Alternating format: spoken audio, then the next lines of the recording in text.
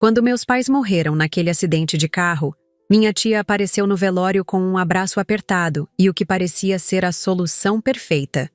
"Vem morar comigo até você se ajeitar", ela disse. E eu estava tão destruída que só consegui acenar com a cabeça. Fiz as malas com o pouco que consegui levar. Vendi o resto para quitar as últimas contas deles e me mudei para a casa dela achando que seria só temporário. Talvez alguns meses, só até eu conseguir me reorganizar. A primeira semana foi estranha, como se eu estivesse flutuando pela vida de outra pessoa. Minha prima até foi legal comigo no começo. Me deixou dormir no sofá deles e até compartilhou a senha da Netflix dela. Minha tia fazia esses jantares enormes e ficava repetindo coisas como "família cuida de família" e "seus pais iam querer você aqui com a gente".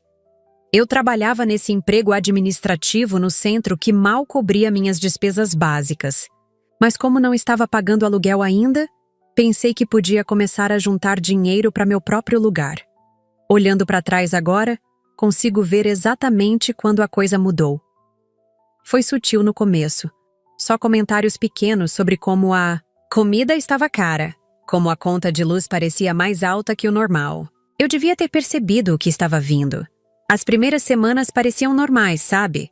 Eu acordava, tomava café da manhã com elas, ia para o trabalho e voltava para casa a assistir televisão no sofá que tinha virado minha cama.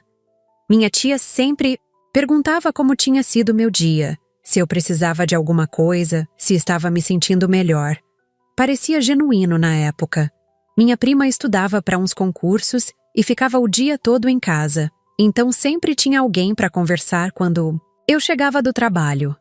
A casa era pequena, mas aconchegante. Tinha aquele cheiro de café sempre no ar e as plantas da minha tia pela sala toda. Eu me sentia protegida ali, como se finalmente tivesse um lugar para respirar e processar tudo o que tinha acontecido. Durante essas primeiras semanas, eu nem pensava muito no futuro. Estava focada em sobreviver um dia de cada vez, em não desmoronar, no meio do expediente, em conseguir dormir sem ter pesadelos com o acidente. A rotina delas meio que me adotou, e eu deixei isso acontecer porque era mais fácil do que tomar decisões. Pelo menos por enquanto, eu tinha um teto, comida e gente, que parecia se importar comigo. Mas aí começaram os comentários. Primeiro foi sobre a conta de luz. "Nossa, não sei por que veio tão alta esse mês." Depois sobre o mercado. "Tudo está tão caro, mal consigo comprar as coisas básicas."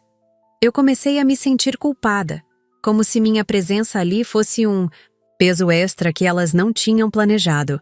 Comecei a oferecer ajuda para comprar algumas coisas, pagar uma conta aqui e ali. "Não precisa, querida. Você já está passando por tanto", minha tia dizia. Mas eu via o alívio no rosto dela quando eu insistia. Foi assim que comecei a contribuir financeiramente, achando que era temporário, que era o mínimo que eu podia fazer por elas me acolherem no momento mais difícil da minha vida. Minha prima parou de dividir a Netflix comigo e disse que ia ter que cancelar para economizar. Eu ofereci para pagar e ela aceitou na hora. A geladeira começou a ficar mais vazia e eu comecei a fazer compras no mercado, sempre com a desculpa de retribuir a bondade delas. Era como se eu estivesse pagando para morar ali sem nem perceber, mas eu estava tão grata por ter um lugar para ficar que não questionava nada. Só queria ajudar e mostrar que eu não era um fardo. 3 meses depois, eu já estava pagando praticamente todas as contas da casa. Água, luz, internet, telefone fixo que nem sabia que ainda existia.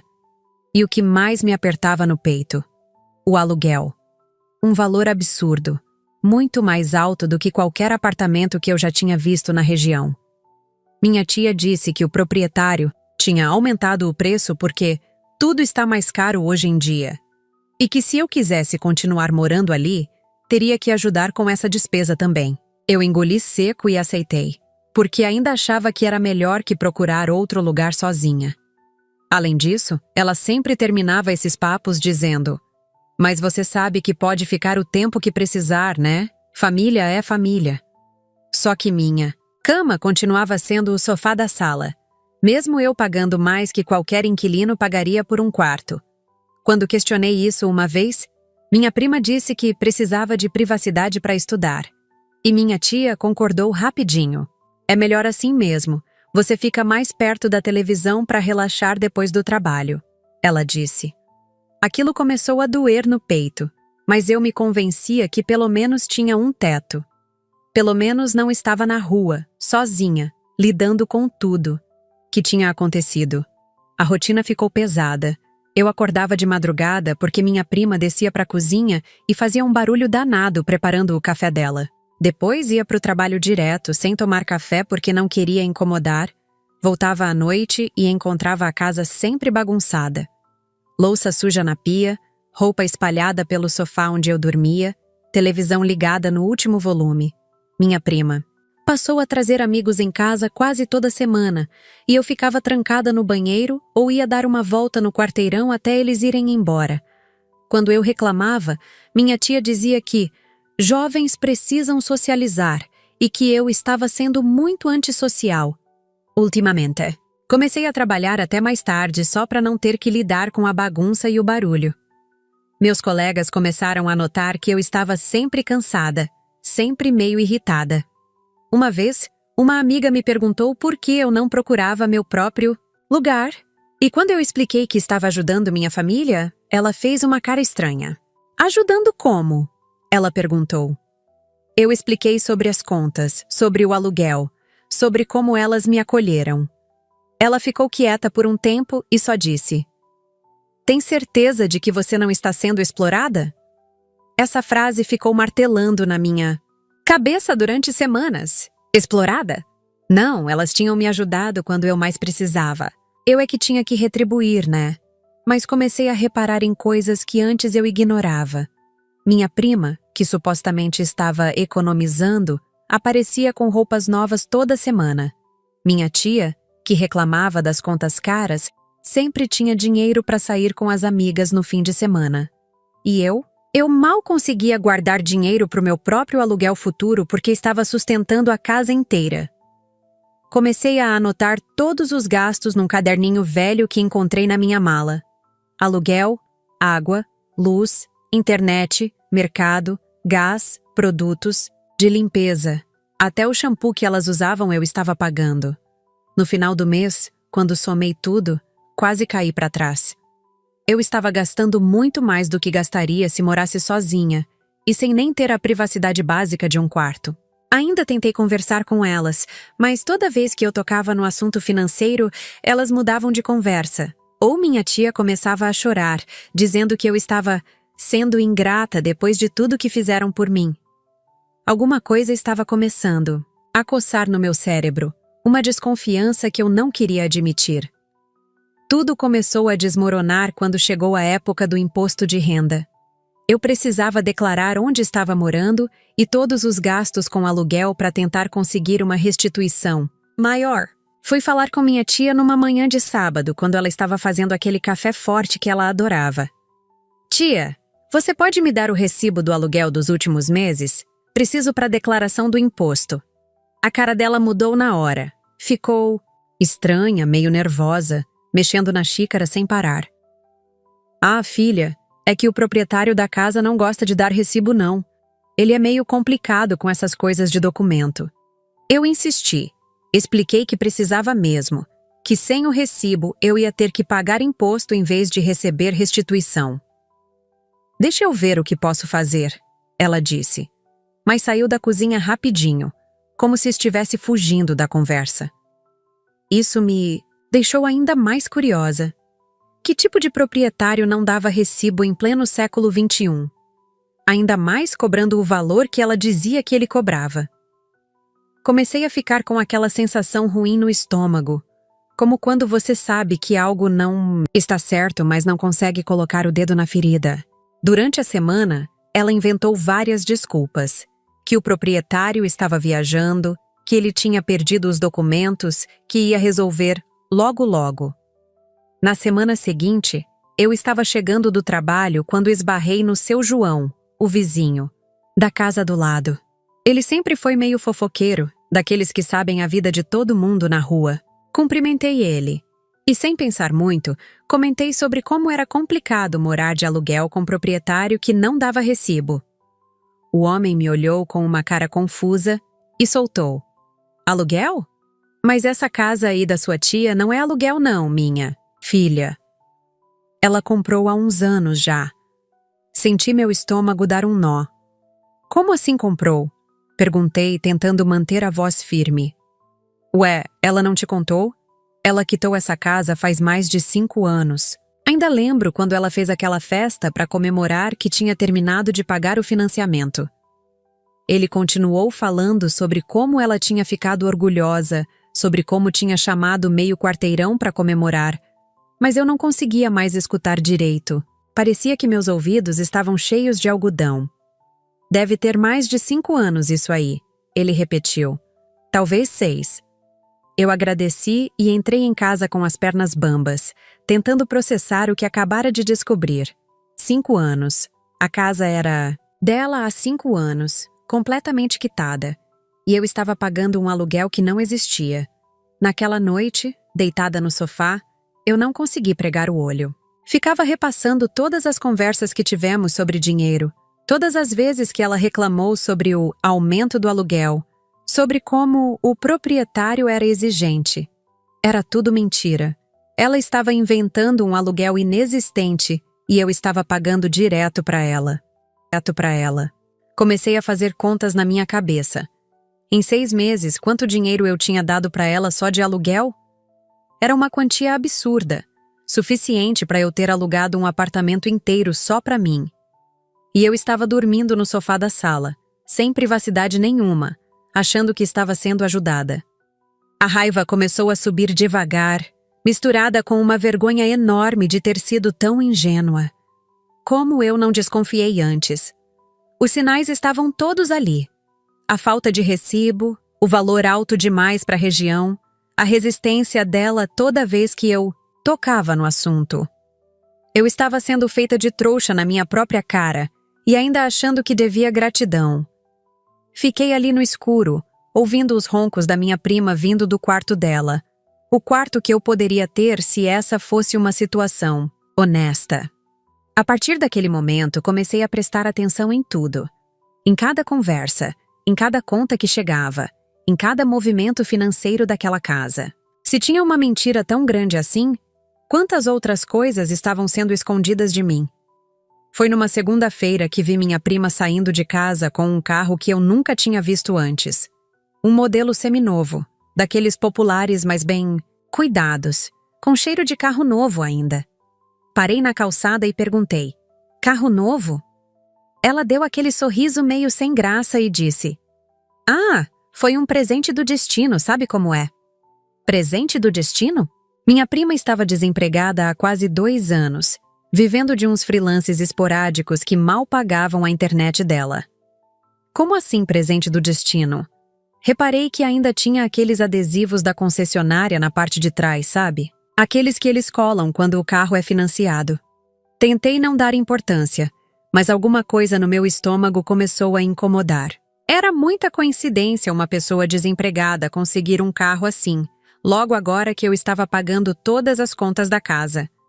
Mas eu ainda estava tentando engolir seco, tentando acreditar que talvez ela tivesse conseguido alguma oportunidade, que eu não sabia. Talvez um dinheiro de herança, algum trabalho que ela não tinha me contado. Sei lá, eu queria acreditar que havia uma explicação lógica. Durante os dias seguintes, eu ficava reparando no carro estacionado na frente da casa. Era bonito, bem conservado, e minha prima saía com ele quase todo dia. Ela começou a sair mais, ir no shopping, visitar amigas, fazer umas viagens de fim de semana que antes ela não fazia. Quando eu perguntava sobre o trabalho novo que tinha permitido isso tudo, ela desconversava. Ah, umas coisas que apareceram por aí. Uma vez, quando eu estava voltando do trabalho a pé como sempre, ela passou por mim buzinando e gritando "Oi!" pela janela. Eu acenei, mas por dentro estava corroendo de raiva. Ali estava ela, desfilando com carro novo, enquanto eu pagava todas as contas da casa e dormia no sofá. Comecei a reparar nos detalhes. O carro sempre estava limpo. Ela colocava gasolina sem reclamar do preço e até comprou uns acessórios para personalizar. Onde estava saindo dinheiro para tudo isso? A matemática não fechava de jeito nenhum. Uma pessoa desempregada não mantém um carro seminovo sem uma fonte de renda fixa. E a única fonte de renda fixa que eu conhecia naquela casa era o meu salário, que estava bancando literalmente tudo. Comecei a conectar os pontos e não gostei nada do que estava vendo. 2 semanas depois, eu estava no trabalho quando recebi uma notificação no celular. Era do aplicativo do banco, informando sobre um débito automático na minha conta. O valor me chamou a atenção porque era bem específico, um número quebrado que eu nunca tinha visto antes nas minhas movimentações. Pensei que fosse algum erro ou alguma taxa nova que o banco tinha inventado. Mas quando cheguei em casa e fui verificar melhor no computador, vi que aquele débito tinha uma descrição: financiamento veículo, parcela mensal. Meu coração disparou.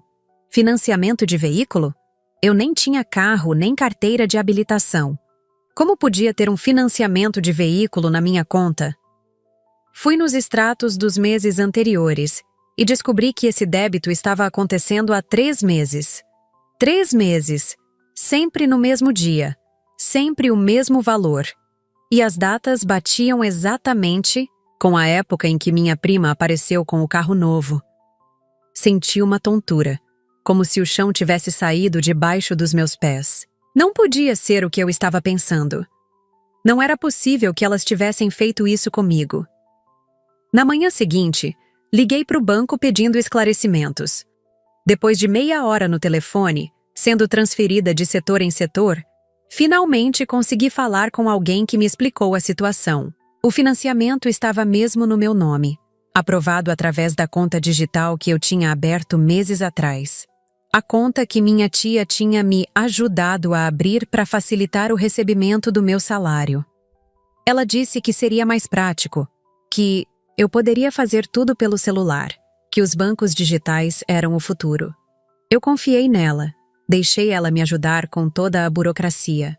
E agora descobria que ela tinha usado essa mesma conta para aprovar um financiamento sem eu saber. O carro da minha prima estava sendo pago com o meu dinheiro, no meu nome, comprometendo meu CPF. Quando desliguei o telefone, fiquei sentada na mesa do trabalho por uns 10 minutos, sem conseguir mexer um músculo. Meus colegas perguntaram se eu estava bem, mas eu mal conseguia responder. Como alguém faz isso com a própria família? Como minha tia, que me acolheu depois da morte dos meus pais, podia estar me roubando dessa forma? Era como se tudo que eu acreditava sobre família, sobre gratidão, sobre confiança, tivesse desmoronado de uma vez. Cheguei em casa naquele dia, com as mãos tremendo e os extratos impressos na bolsa. Minha tia estava na cozinha preparando o jantar, cantarolando alguma música completamente tranquila. Minha prima estava na sala assistindo televisão, usando o celular, normal como sempre. Era surreal como elas conseguiam agir naturalmente sabendo o que tinham feito. Respirei fundo, puxei uma cadeira e sentei na mesa da cozinha. Tia, preciso falar com você sobre uma coisa importante. Ela continuou mexendo a panela sem nem olhar para mim. Fala, querida. Coloquei os papéis em cima da mesa, bem na frente dela. Você quer me explicar por que tem um financiamento de carro na minha conta? A colher que ela estava segurando parou no ar. O cantarolar cessou imediatamente. Ela virou devagar, com aquela cara de quem foi pega em flagrante, mas tentando manter a compostura. Ah, isso! É que foi um jeito que encontrei de ajudar sua prima a conquistar algo na vida. Como assim um jeito de ajudar? Você usou meus dados sem me avisar para financiar um carro. Minha voz saiu mais alta do que eu pretendia. Ela suspirou, como se eu fosse a ingrata da história, como se eu não tivesse direito de ficar brava. Olha, filha, você nem dirige. Para que você quer crédito no seu nome mesmo?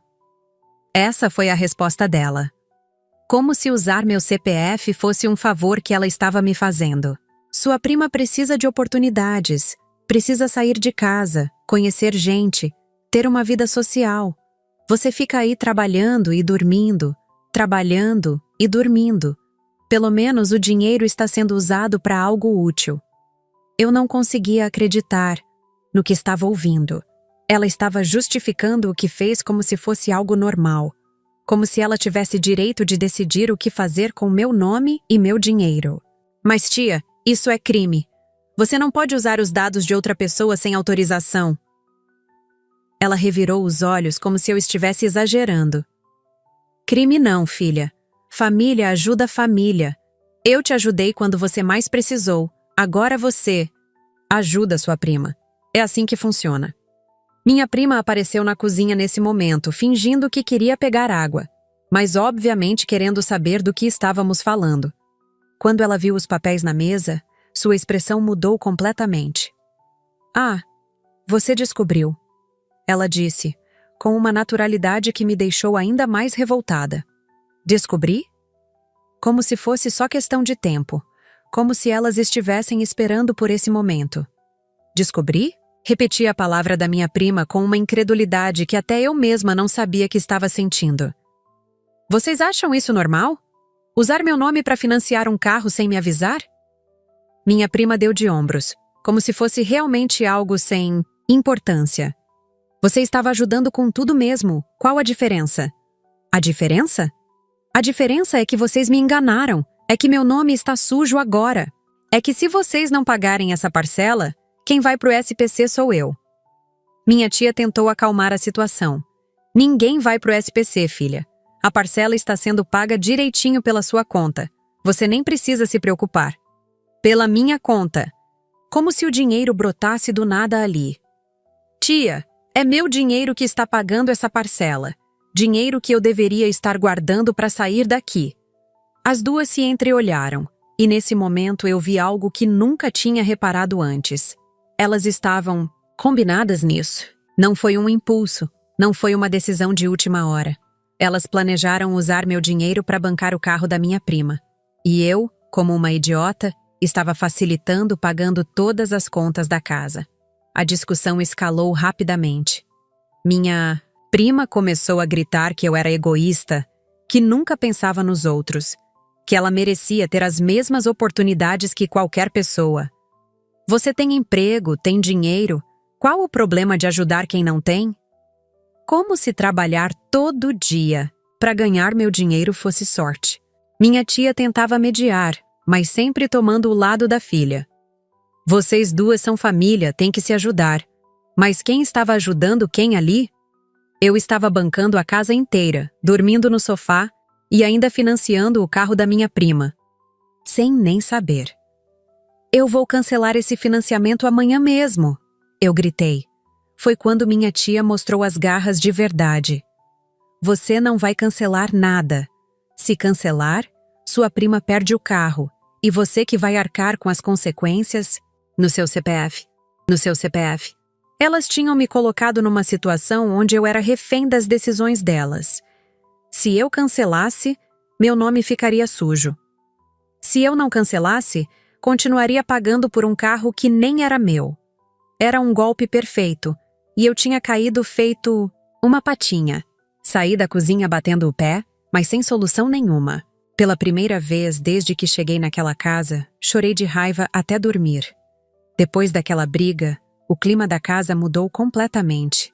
Não houve pedido de desculpas, não houve tentativa de conversa, não houve nada. Era como se eu fosse a culpada por ter descoberto o esquema delas. Minha prima passou a me tratar com um desprezo que ela nem tentava disfarçar. Quando eu chegava do trabalho, ela revirava os olhos, suspirava alto, fazia comentários maldosos sobre gente que não sabe viver em comunidade.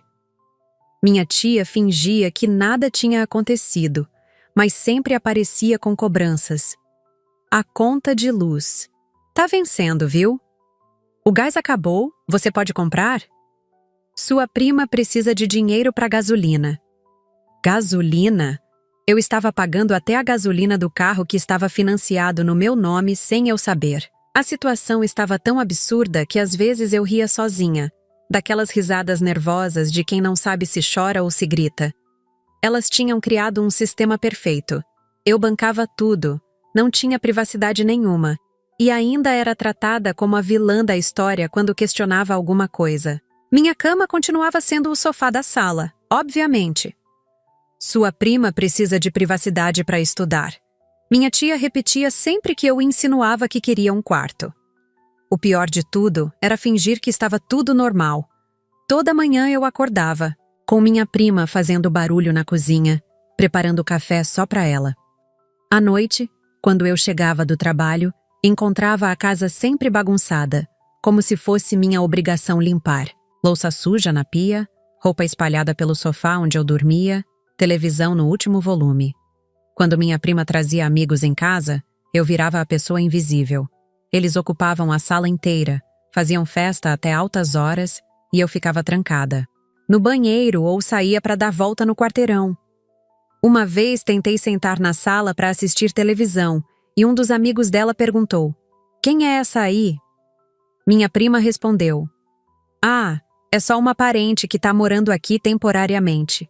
Só uma parente, temporariamente.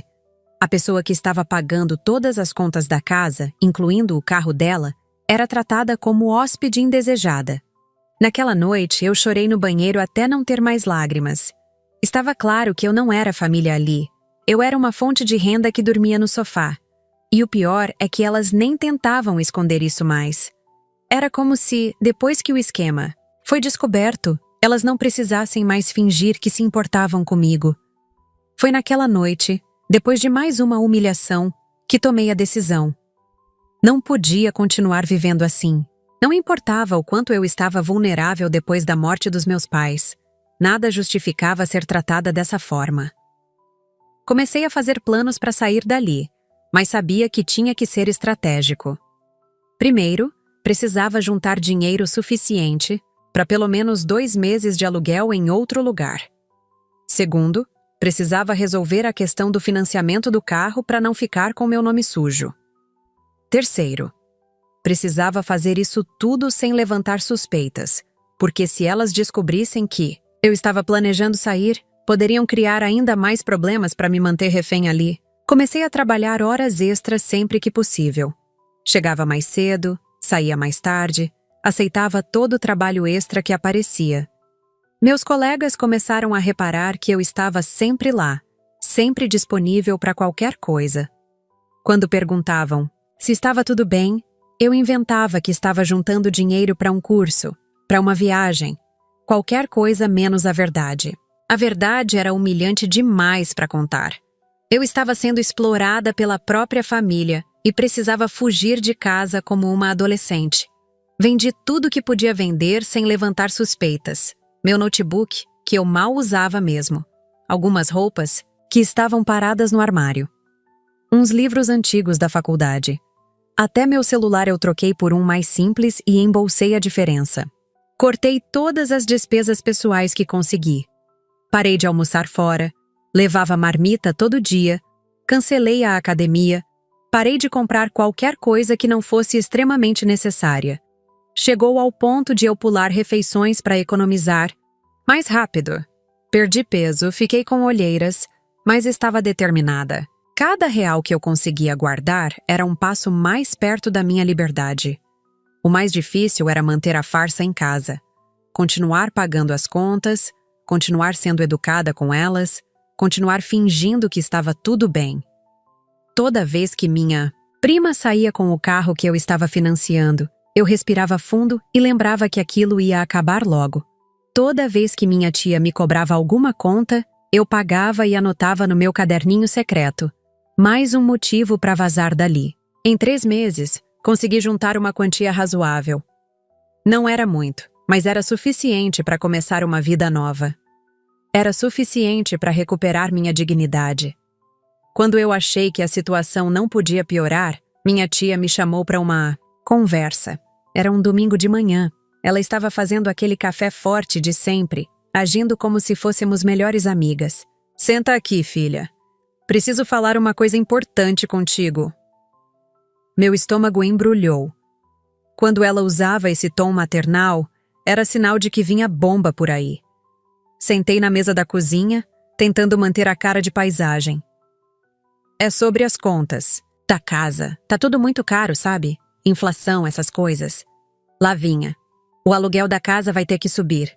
Subir? O aluguel que não existia ia subir? Quanto? Perguntei, mesmo sabendo que ia ser uma facada. O dobro do que você paga hoje. O dobro. Eu quase engasguei com a própria saliva. Como assim o dobro? Ela suspirou, como se fosse uma vítima das circunstâncias. Olha, filha, se você quiser continuar morando aqui, vai ter que ajudar mais. Tudo tá mais caro, a conta de luz subiu, o mercado tá um absurdo. Mentira, tudo mentira. Eu é que pagava essas contas, eu sabia exatamente o quanto elas custavam. Mas por que o dobro? Isso não faz sentido. Foi quando ela soltou a verdade, sem nem pestanejar. É que a parcela do carro tá atrasada. A parcela do carro que estava no meu nome. Elas queriam que eu pagasse o dobro do aluguel inexistente para cobrir a parcela do carro que eu já estava pagando. Era um golpe em cima do golpe. Tia, eu já pago a parcela desse carro direto da minha conta. Ela fez cara de quem não sabia do que eu estava falando. Ah, mas às vezes o valor não bate, né? E sua prima precisa de dinheiro para outras coisas também. Gasolina, manutenção, seguro. Seguro! Elas queriam que eu pagasse até o seguro do carro. E se eu não conseguir pagar esse valor novo? A resposta dela me gelou. Aí você vai ter que procurar outro lugar para morar. Outro lugar para morar. Depois de meses sendo explorada, depois de pagar todas as contas da casa, depois de ter meu nome usado sem autorização, elas estavam me expulsando se eu não aceitasse pagar ainda mais. Era chantagem pura. Elas sabiam que eu não tinha para onde ir. Sabiam que eu estava vulnerável. E estavam aproveitando isso para me sugar até o último centavo. Naquele momento, eu entendi que nunca ia terminar. Mesmo que eu pagasse o dobro, logo elas iam inventar outra despesa, outro aumento, outra justificativa para me manter ali bancando a vida boa delas. Eu era a galinha dos ovos de ouro. E elas não iam me deixar ir embora fácil. Naquele momento, sentada na cozinha ouvindo minha tia falar sobre dobrar um aluguel que não existia para pagar um carro que estava no meu nome, alguma coisa dentro de mim quebrou. Não foi raiva, não foi tristeza. Foi uma frieza que eu nunca tinha sentido antes, como se um interruptor tivesse desligado na minha cabeça. Eu olhei para ela, pro jeito como ela estava falando sobre me explorar como se fosse a coisa mais natural do mundo. E finalmente entendi a verdade completa. Eu nunca fui sobrinha para ela. Nunca fui família. Desde o primeiro dia, eu fui vista como uma oportunidade de negócio. Uma pessoa vulnerável que podia ser moldada, manipulada e sugada até secar. A morte dos meus pais não foi uma tragédia que ela quis ajudar a amenizar. Foi uma chance de conseguir alguém para bancar as contas da casa dela sem questionar. E eu, na minha ingenuidade e gratidão, deixei que isso acontecesse. Fiquei ali sentada, ouvindo ela falar sobre valores e prazos, e por dentro eu estava planejando minha saída. Não ia ter negociação, não ia ter conversa, não ia ter segunda chance. Eu ia sumir dali e elas iam ter que se virar sozinhas, como sempre deveriam ter feito. Tá bom, tia. Deixa eu pensar no que você falou e te dou uma resposta. Respondi, com uma calma que surpreendeu até a mim mesma. Ela sorriu, achando que tinha conseguido mais uma vitória, que eu ia aceitar calada, como sempre aceitei tudo. Ótimo, filha. Sabia que você ia entender. Família é assim mesmo, um ajuda o outro. Família. Essa palavra tinha perdido completamente o sentido para mim. Saí da cozinha e fui pro sofá onde eu dormia, olhando em volta daquela sala como se fosse a última vez. E era mesmo. Eu já sabia que não ia passar nem mais uma semana ali. Durante todo aquele domingo, elas agiram como se nada tivesse acontecido. Minha prima saiu com o carro, minha tia foi visitar uma amiga, e eu fiquei ali sozinha fazendo os últimos preparativos mentais. Não senti pena, não senti culpa, não senti medo. Senti apenas uma determinação fria de acabar com aquilo de uma vez por todas. Elas tinham me mostrado quem eram de verdade. Agora eu ia mostrar para elas quem eu era quando não estava sendo manipulada. E elas não iam gostar nem um pouco. Acordei num sábado com uma clareza mental que eu não tinha há meses. Era o dia. Não tinha mais volta. Não tinha mais dúvida. Não tinha mais medo. Não tinha mais medo. Levantei do sofá, dobrei o cobertor como fazia todas as manhãs. Mas dessa vez, sabendo que nunca mais ia precisar fazer isso. Fui tomar banho devagar, como se fosse um ritual de despedida. Escolhi uma roupa simples, confortável, como se fosse trabalhar, mas eu tinha outros planos. Minha tia e minha prima ainda estavam dormindo. Elas sempre dormiam até tarde nos fins de semana, aproveitando o conforto que meu dinheiro proporcionava. Perfeito! Eu queria sair sem escândalo, sem drama, sem dar chance para elas tentarem me convencer ou me chantagear de alguma forma. Peguei minha mala velha, aquela mesma que eu trouxe quando cheguei ali, e comecei a colocar minhas coisas. Não tinha muito mesmo. Algumas roupas, documentos, objetos pessoais. Tudo cabia numa mala pequena e uma mochila. Era impressionante como minha vida inteira cabia tão pouco espaço depois de meses morando ali. Mas também era libertador. Menos coisa para carregar, menos coisa para me prender àquele lugar. Cada movimento era calculado para não fazer barulho. Dobrei as roupas com cuidado, guardei os documentos num envelope, coloquei os produtos de higiene numa nécessaire. Era como se eu estivesse desmontando a minha presença naquela casa, apagando qualquer rastro de que eu tinha vivido ali. O sofá voltou ao lugar original, sem travesseiro, sem cobertor, sem nada que indicasse que alguém dormia ali. A mesa de centro onde eu apoiava meus livros e celular ficou vazia e limpa. Em menos de 1 hora, era como se eu nunca tivesse existido naquele espaço. Peguei minha carteira, conferi se tinha todos os documentos importantes, dei uma última olhada no dinheiro que consegui juntar nesses últimos meses. Não era muito, mas era suficiente para começar. Era suficiente para me dar tempo de encontrar um lugar para morar e me reorganizar. Fechei a mala, coloquei a mochila nas costas e me dirigi para a cozinha. Era hora de deixar meu último recado. Não ia sair sem deixar claro exatamente o que eu pensava delas e da situação toda. Elas mereciam saber que eu não era mais a idiota, que elas achavam que podiam continuar explorando. Peguei um papel qualquer da geladeira e uma caneta que estava ali do lado. Pensei em escrever uma carta longa, explicando tudo o que sentia, tudo o que descobri, todas as mentiras que elas contaram. Mas não. Elas não mereciam minha energia nem meu tempo. Elas sabiam exatamente o que tinham feito. Escrevi apenas: procura outra carteira. Tô fora. Dobrei o papel e prendi na porta da geladeira com um ímã de coração que minha tia adorava, uma dessas coisinhas bregas que ela colecionava. Era irônico usar um símbolo de amor para uma mensagem de rompimento total, mas fazia sentido. O amor de família delas era falso mesmo. Olhei em volta da cozinha uma última vez. Aquela mesa onde eu tomava café correndo para não atrasar para o trabalho. Aquela pia que eu lavava a louça quase todo dia. Aquele fogão onde minha tia fazia comida que eu pagava, mas nem sempre tinha direito de comer em paz. Nada daquilo ia fazer falta. Aliás, ia ser um alívio nunca mais pisar ali. Peguei minhas coisas e me dirigi para a porta. A casa estava em silêncio.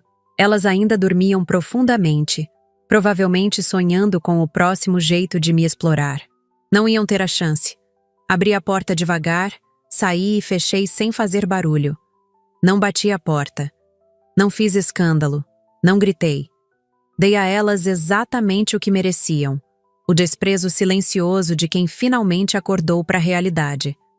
Caminhei pela rua com minha mala numa mão e mochila nas costas, sentindo o sol da manhã no rosto. Era estranho, mas eu não sentia medo nem tristeza. Sentia uma paz que não tinha há meses. Era como se eu tivesse me livrado de um peso enorme que estava carregando sem perceber. Cada passo que dava me afastando daquela casa era um passo em direção à minha liberdade. Não sabia ainda para onde ia. Não tinha destino certo, mas sabia que qualquer lugar seria melhor que ali. Peguei o primeiro ônibus que passou, sem me importar com o destino. Sentei perto da janela e deixei a cidade passar do lado de fora.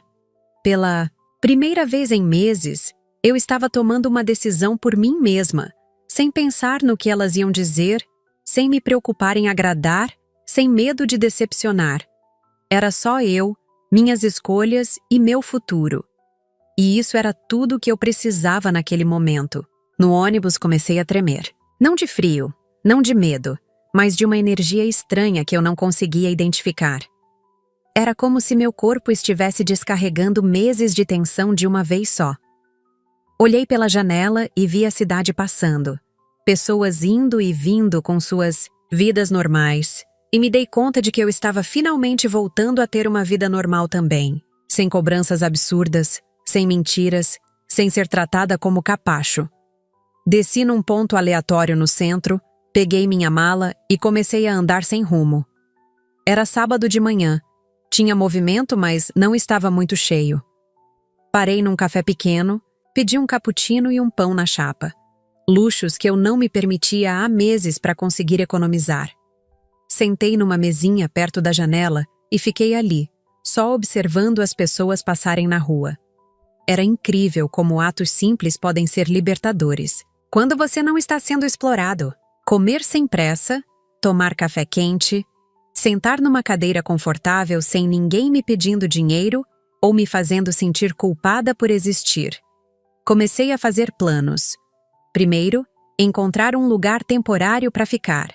Segundo, procurar apartamentos para alugar. Terceiro, resolver a questão do financiamento do carro. Liguei para o meu trabalho e expliquei que estava com uma emergência familiar e precisava de alguns dias. Minha chefe foi super compreensiva. Até ofereceu ajuda se eu precisasse.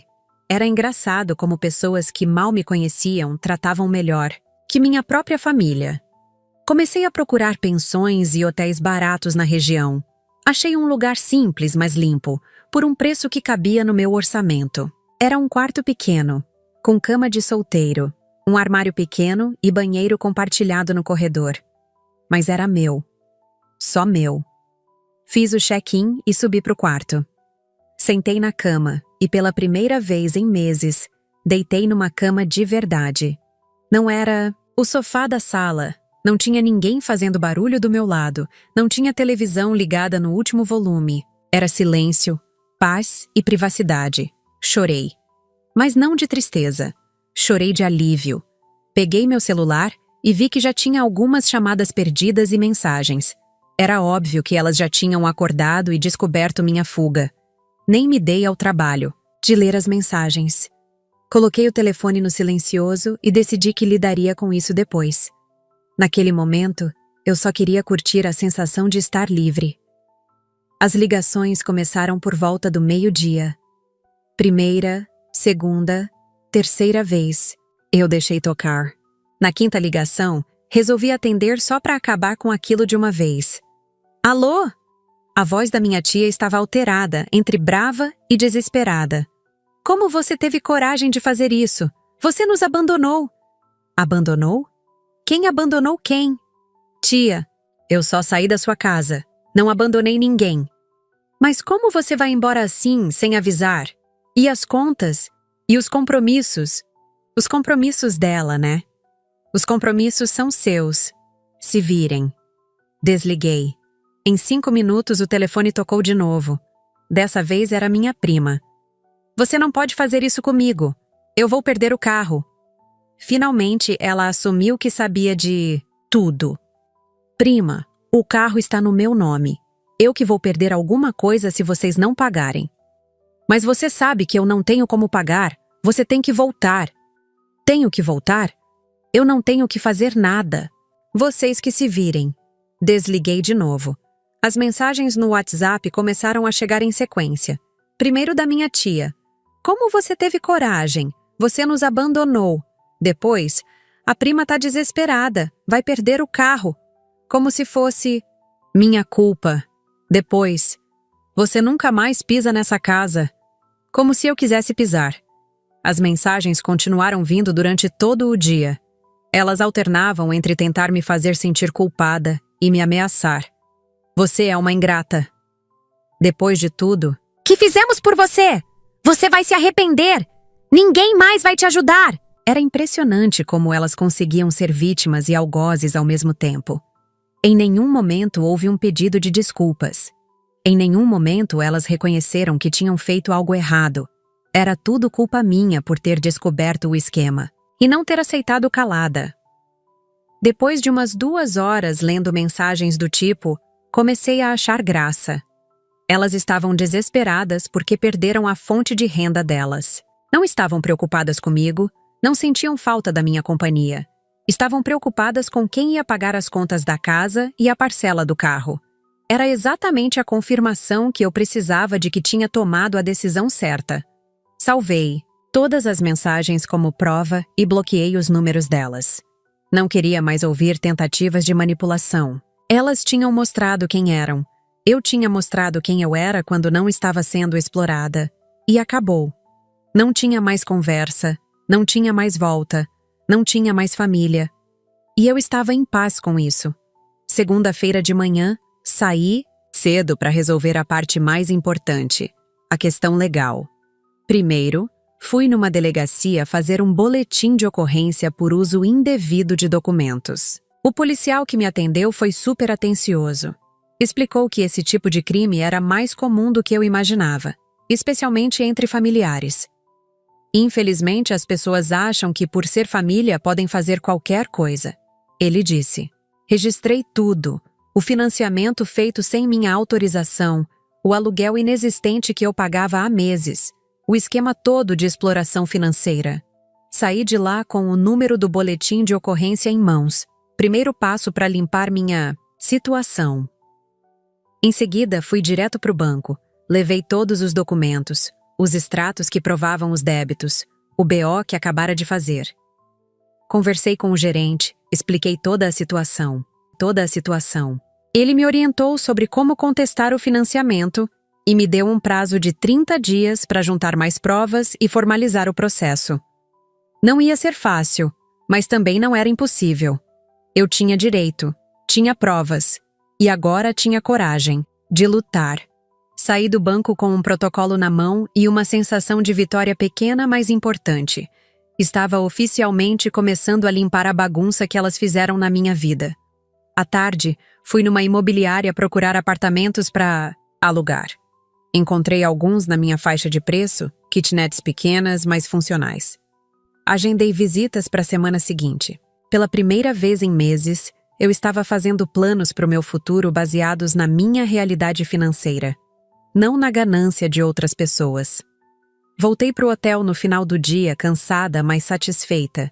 Tinha sido um dia produtivo, um dia de reconstrução.